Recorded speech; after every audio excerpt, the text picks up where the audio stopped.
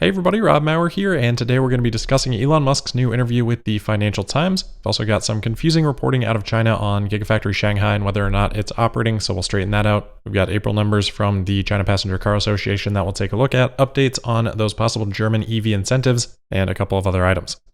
All right, I think looking at the markets, a very exciting, unexciting day today. It's nice to get a little bit more stability. The Nasdaq up 1%, Tesla up 1.6%, closing at $800.04. That stability may be short-lived as, of course, tomorrow morning the Consumer Price Index CPI report will come out. That'll be released 1 hour before market open, and whatever is reported will set the tone for how the market is feeling about inflation, how they're then feeling about interest rates as a reaction to inflation, and then I'm sure there will be other narratives arising as people dig through the detailed data. So we'll spend a fair amount of time on that tomorrow. Looks like the current expectation is for inflation to increase year over year by 8.1%, which would be lower than March. If that does happen, you're going to see a lot of articles talking about how we may have reached peak inflation. But remember, as we have been talking about for months now, this was something that could be anticipated based on looking at last year and how inflation really started hitting in April last year. So with those last year numbers now starting to be higher, if inflation maintained that same rate of year-over-year growth, that would actually represent an even worse circumstance. So this should be expected, but sometimes perception plays a more important role than what the actual data is saying.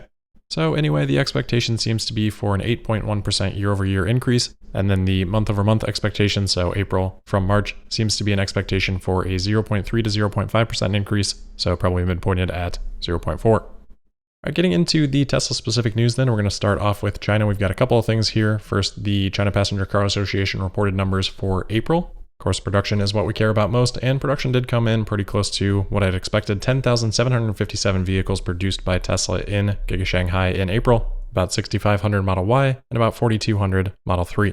So looking at our table, of course, this was down quite a bit from March production levels, but of course we had the shutdowns in the first few weeks there of April. So this ended up being about 900 vehicles per day since that April 19th restart, which again tracks pretty closely to some of the reporting that we had heard, and hopefully that production rate ticked up a little bit towards the end of the month. Since this is basically what we'd expected, we don't need to spend too much time on it. I still think this is going to make it tough for Tesla to get back to Q1's production levels, not completely off the table yet, but clearly a lot of ground to make up and challenging circumstances in which to do so, which we actually will talk about here in a second.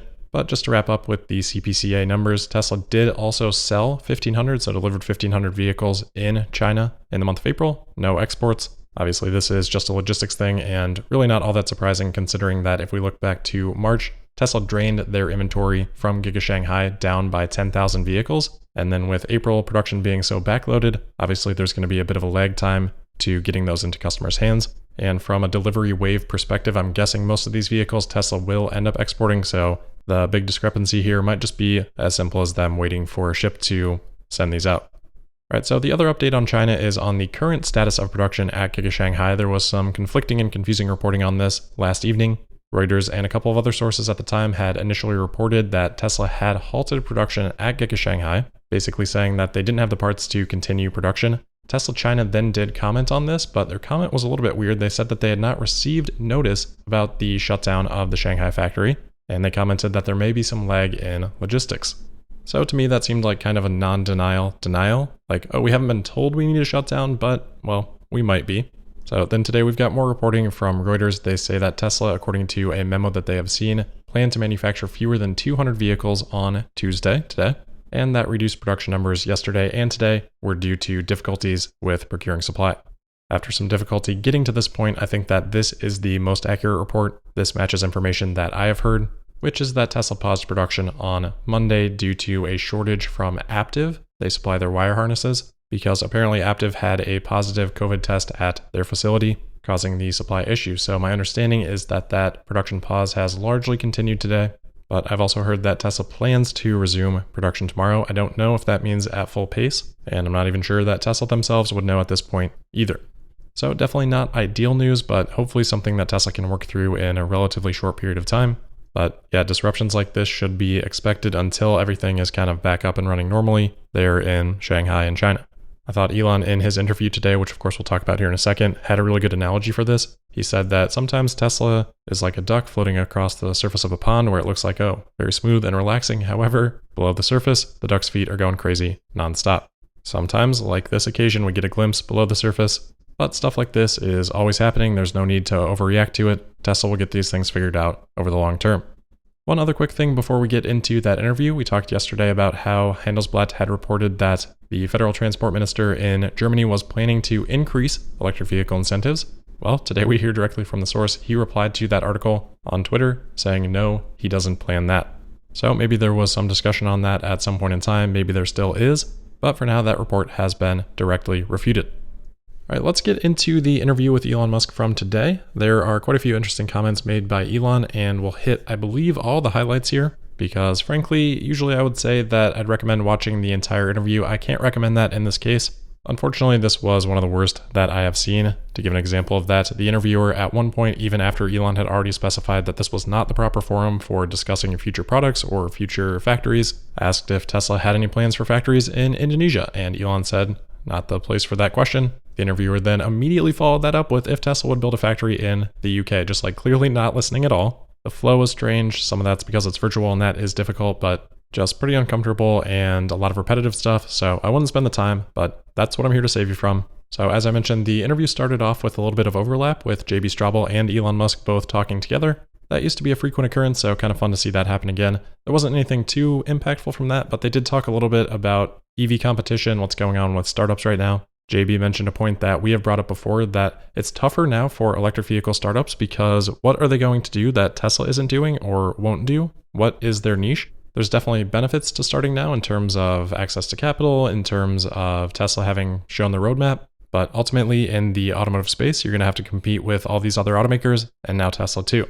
Elon had a couple of comments on EV startups. He said that companies are jumping in at the deep end trying to make a high volume vehicle without ever having made a vehicle before. His advice was to start small, make mistakes at a small scale with a lot of capital in reserve, then learn and grow from there. He also said that starting a car company is, quote, the furthest thing from easy money possible, end quote. Later on, Elon was asked who he views as the most impressive EV startup, and he thought for a little bit and then answered with Volkswagen as making the most progress aside from Tesla, saying that even though it's not really a startup, their EV portion kind of is. And then he also noted that he believes there will be some strong EV companies coming out of China. As for Tesla specifically, Elon was asked about supply constraints, demand, and although that's maybe not interesting by itself, Elon did add something that was interesting, saying that, quote, now demand is exceeding production to a ridiculous degree. We are actually probably going to limit or just stop taking orders for anything beyond a certain period of time because some of the timing is like a year away, end quote. That would be an interesting move. Tesla had kind of alluded to that on the Q1 earnings call where they were talking about the difficulty in setting their pricing so far out because they don't exactly know what their costs are going to be a year from now, for example. So Tesla's tried a few things to combat that. First, obviously price increases. Second, prioritization of higher trim vehicles. But at a certain point, the wait list for some trims might just get too long, where Tesla just has to stop taking orders for that configuration for a period of time and hope people opt into other vehicles with lower wait times. And you could say, oh, just raise prices. Prices can fix some of that, but there's some perception issues with that. You also could run into a scenario where you don't actually want to raise prices as high as they would need to right now for a period of time that is so far away, because then what if Tesla at that point in time wants to lower prices? Are people going to be happy taking delivery of vehicles that cost more since they ordered earlier? Well, probably not. So there are challenges that need to be thought through with that strategy as well. And Tesla may just find that instead of adjusting the entire lineup to solve for wait times for one configuration, maybe it just makes sense to stop taking orders for that for some period of time in some regions. So that was pretty interesting on the demand side. And then on the production side, he talked about constraints. We've heard most of this, but Elon was a little bit more specific. He said that there are some raw material constraints, particularly in lithium, probably coming in about 3 years. But when he talks about that constraint, he thinks the biggest part of that constraint is the equipment necessary to convert the ore for those materials into battery-grade materials. So that was in reference to lithium or even nickel. But he said this is just one of the problems along the way of ramping up to 20 million vehicles per year. It's not unsolvable. And he did say that, yes, it is possible that Tesla might get involved in this in some way, whether that would be buying a refining company or partnering or whatever else. Wherever Tesla feels like they can make things more optimal, that's what they'll do. He did also comment that in general, the 20 million vehicle target for 2030 is simply an aspiration, saying that we may achieve it, we may not. It is simply what Tesla is targeting. Anyway, related to production and constraints, Elon also talked about the current circumstance in China. He said that he has had recent conversations with Chinese government officials, and from the information he has, it's his belief that it is clear that the lockdowns are being lifted rapidly, and he said, quote, "I would not expect this to be a significant issue in the coming weeks," end quote. Now, of course, Elon could be wrong on that, but that is a very important statement, not just for Tesla, but for the entire market. This whole situation has caused a lot of this panic. If things in China start to go the other direction, if inflation data looks good, the market can turn around very quickly. Anyway, the other thing that Elon shared on China, he did actually talk a little bit about their factory plans here. He said, quote, "We're not expecting to open any additional plants in China in the near future. We will be expanding Giga Shanghai," end quote.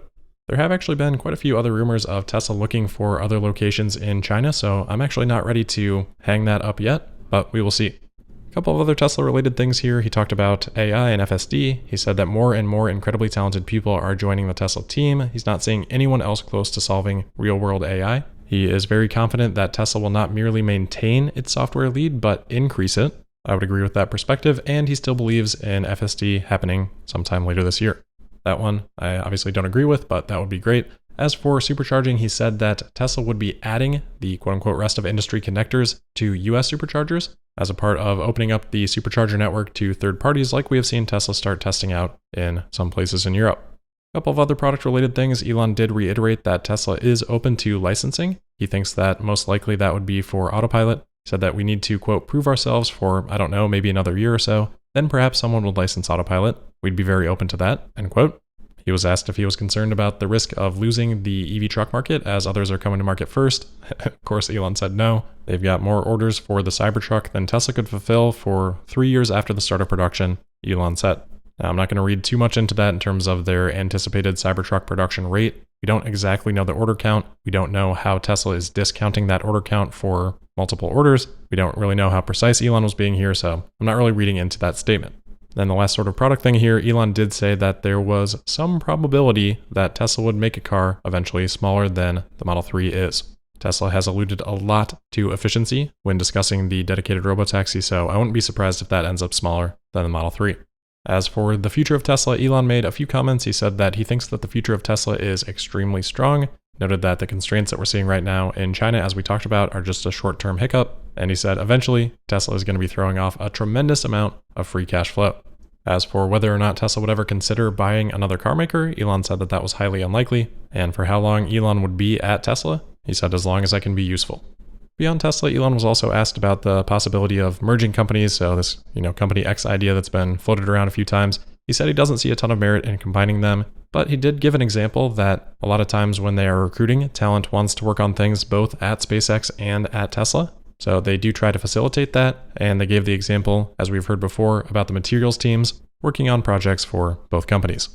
Finally then, Elon was of course asked about Twitter, and one question was if his involvement with Twitter and potentially some of the negative feelings that could create, as tends to happen, especially with Elon's stated goal of upsetting the 10% of the left and the 10% of the right equivalently.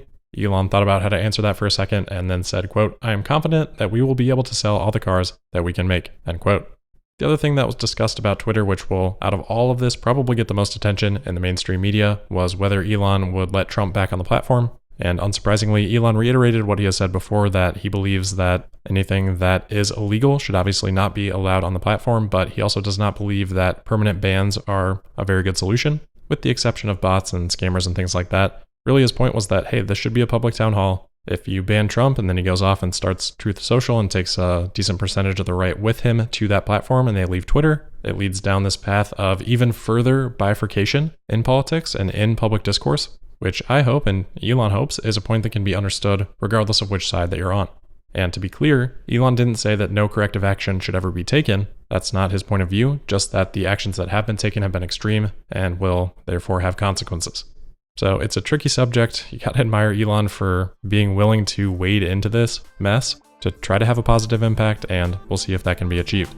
But that really is it for today. So as always, thank you for listening. Make sure you're subscribed and signed up for notifications. Also find me on Twitter at Tesla Podcast, and we'll see you tomorrow for the Wednesday, May 11th episode of Tesla Daily. Thank you.